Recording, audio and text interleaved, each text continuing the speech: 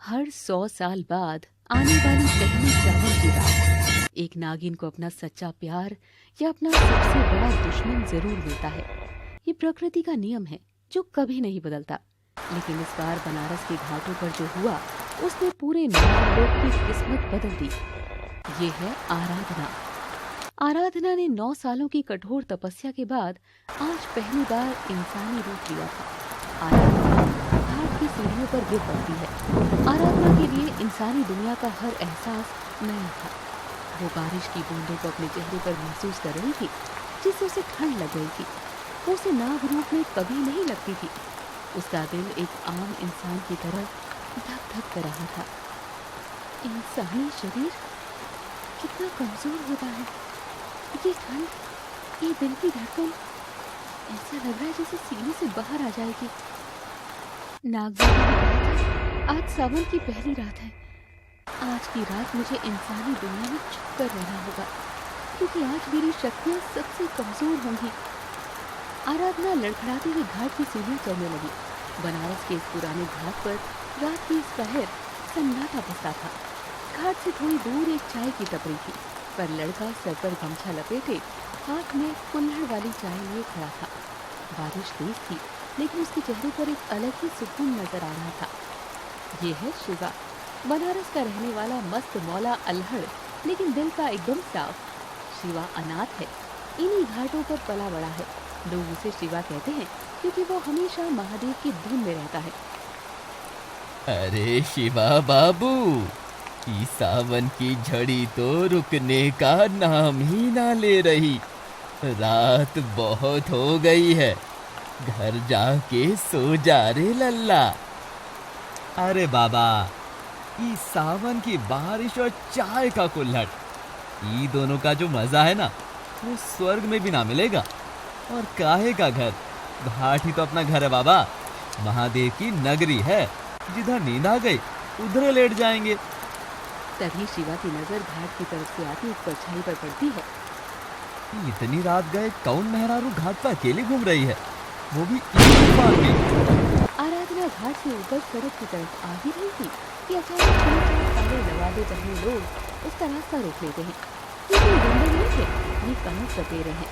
एक बहुत पुराना और खूंखार कबीला जो सदियों से सावन की पहली रात उस नागिन की तलाश में रहता है जिसके 100 साल पूरे हुए हैं। इनकी नजर आराधना की माथे पर चमकते उस अदृश्य नागचन पर थी। उनमें से एक आदमी जिसका नाम रमन था, उसके हाथों में एक अजीब सी चमकती हुई रस्सी थी। 100 साल का इंतजार खत्म हुआ, आ गई नागिन अपने इंसानी रूप में। आज की रात वो अपने विष का इस्तेमाल भी नहीं कर सकती। चल चुपचाप हमारे साथ, हमारे गुरु को तेरी तलाश है। आराधना हरकत पीछे रहती है। इंसानी शरीर में होने के कारण वो सच में कमजोर महसूस कर रही थी। दूर हटो मुझसे, तुम लोग नहीं जानते तुम किससे पंगा ले रहे हो। अगर नागलोक को पता चला तो तुमसे कोई जिंदा नहीं बचेगा। हटो दूर। अरे नागलोक तो बाद में आएगा, पहले तू तो बच ले। राहुल वो चमकती हुई जारी हुई रस्सी आराधना की तरफ फेंकता है। रस्सी आराधना के पैरों में जाकर लिपट जाती है और वो दर्द से चीखती हुई कीचड़ में गिर पड़ती है। रस्सी में ऐसा कुछ था जो एक नागिन की ताकत खत्म कर रहा था। आह! बचाओ! कोई है!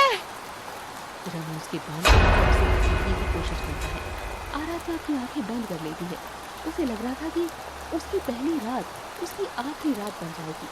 और तभी अरे ये का तमाशा चल रहा है बे यहाँ? एक भारी और कड़कदार आवाज सुन रमन और उसके साथी पलट कर देखते हैं। बारिश के बीच शिवा खड़ा था। उसकी आंखों में एक अजीब सा गुस्सा था।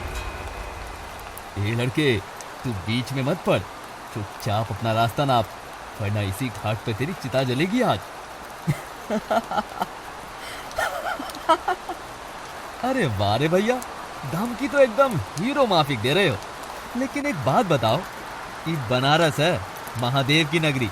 यहाँ आधी रात को एक अकेली औरत पे हाथ उठा रहे हो और हमसे कह रहे हो रास्ता नापने को। भाग बोल भाग। शिवा एक ही झटके में आगे बढ़ता है और रमन के चेहरे पर ऐसा जोरदार घूंसा मारता है जिससे रमन हवा में उड़ता हुआ सीधा कीचड़ में जा गिरता है। बाकी 3 लोग शिवा पर झपट पड़ते हैं, लेकिन शिवा घाट का बड़ा बड़ा मजबूत लड़का था। वो उन तीनों को ऐसे धोता है जैसे घाट पर धोबी कपड़े धोते हैं। ई लो, एक महादेव के नाम का, ई दूसरा बाबा विश्वनाथ के नाम का, और ई तीसरा बेवजह दिमाग खराब करने के नाम का। मारपीट में रमन के हाथ से वो जादुई रस्सी छूट जाती है। काल सपेरे समझ जाते हैं कि ये लड़का कोई आम लड़का नहीं था। भागो यहाँ से, अभी ये लड़की हमारे साथ नहीं आ सकती। वो चारों अंधेरे की तरफ भाग जाते हैं। शिवा अपने हाथ झाड़ते हुए पीछे मुड़कर आराधना की तरफ देखता है। आराधना जमीन पर बैठी बारिश में भीगी हुई डरी और सहमी सी थी। शिवा के चेहरे का गुस्सा एकदम से शांत हो जाता है। वो धीरे से आराधना के पास आता है और अपने गले से गमछा निकालकर आराधना के कंधों पर रख देता है। कहाँ हो मैडम, ठीक हो ना आप? ये गुंडे मवाली लोग से पंगा काहे ले लिया आधी रात को? और घर बार नहीं है का आपका, जो इस सावन की झड़ी में बाहर घूम रही हो? आराधना धीरे से अपना सर ऊपर उठाती है। जैसे उसकी नजर शिवा से मिलती है, वक्त जैसे ठहर सा जाता है। आराधना ने 100 सालों में कभी किसी इंसान को इतनी गहराई से नहीं देखा था। शिवा की गहरी भूरी आंखें, उसके माथे पर लगा चंदन और भस्म और उसके चेहरे की वो मासूमियत आराधना के अंदर एक अजीब सी हलचल पैदा कर रही थी। ये वो एहसास था जो एक नागिन को कभी नहीं होना चाहिए था, एक इंसान के लिए आकर्षण। तुम कौन हो? अरे हम तो घाट के बाशिंदे हैं, लोग हमको शिवा बुलाते हैं। और आप कौन दुनिया से आई है जो ये बारिश में बिना छाता के टहल रही हैं? आराधना कुछ बोल नहीं पाई। उसका शरीर डर से और रस्सी के उस दर्द से कांप रहा होता है। वो उठने की कोशिश करती है, लेकिन चक्कर खाकर वापस गिरने लगती है। शिवा तुरंत आगे बढ़कर उसे अपनी बाहों में थाम लेता है। जैसे ही शिवा के हाथ आराधना के शरीर को छूते हैं, आराधना की आंखों के सामने अचानक भयानक लाल रोशनी आ जाती है। एक नागिन की छठी इंद्री कभी झूठ नहीं बोलती। जैसे ही शिवा ने उसे छुआ, उसका दिमाग चीख चीख कर कहने लगा कि ये इंसान खतरा है, ये तुम्हारा काल है। आराधना घबराकर शिवा की गर्दन की तरफ देखती है। बारिश के पानी से शिवा की शर्ट थोड़ी खिसक गई थी। आराधना की आंखें फटी की फटी रह जाती है। शिवा की गर्दन के ठीक नीचे कॉलर बन की एक अजीब सा निशान बना हुआ था। एक निशान जो बिल्कुल वैसा था जैसे एक त्रिशूल ने किसी नाग का सर काट रखा हो। ये निशान गरुड़ वंश या नाग काल का प्रतीक होता है, वो वंश जिसका जन्म ही नागलोक को तबाह करने के लिए हुआ था। हे शिव शंकर, ये क्या है? जिस इंसान ने अभी मेरी जान बचाई, उसके छूने से मेरा दिल एक तरफ प्यार से धड़क रहा है, लेकिन मेरा नाग अस्तित्व चीख रहा है कि ये मेरा सबसे बड़ा दुश्मन है। ये इंसान मेरा काल है। शिवा, जो इस बात से पूरी तरह अनजान है कि उसकी बाहों में कोई आम लड़की नहीं बल्कि 100 साल की नागिन है, वो बड़ी फिक्र से आराधना को देखता है। का हुआ जी, आंखें काहे फाड़ रही हैं? ज्यादा चोट लग गई का? चलिए आपको वैद्य जी के यहाँ ले चलते हैं। आराधना को लेकर पीछे वो एक वर्ष शिवा को देखती है। शिवा एक ऐसा लड़का था जो उसके लिए फरिश्ता बनकर आया था, लेकिन जिसकी किस्मत में उसका दुश्मन बनना लिखा था। आराधना पीछे हटने लगती है। नहीं, मुझे छोड़ दो, मेरे पास मत आना। इससे पहले कि शिवा कुछ समझ पाता, आराधना वहाँ से मुड़ती है और बारिश के अंधेरे में तेजी से भाग जाती है। शिवा वहीं खड़ा बारिश में भीगता हुआ उसे जाते हुए देखता रहता है।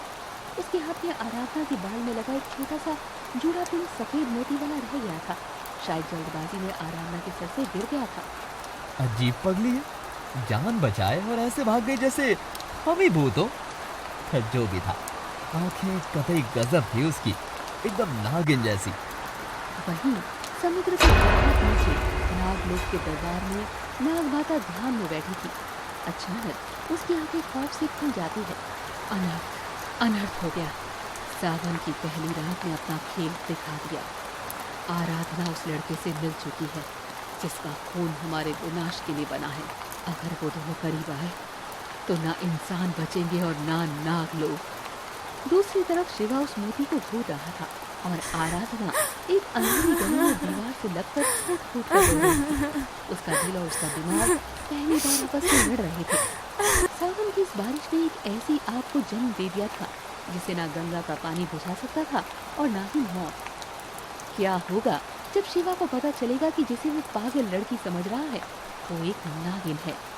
और क्या आराधना अपने प्यार को चुन पाएगी या उसे अपने ही काल से युद्ध करना होगा? आपको ये कहानी कैसी लग रही है कमेंट में जरूर बताएं। मैं राइटर नाज आपकी कमेंट का वेट करूंगी।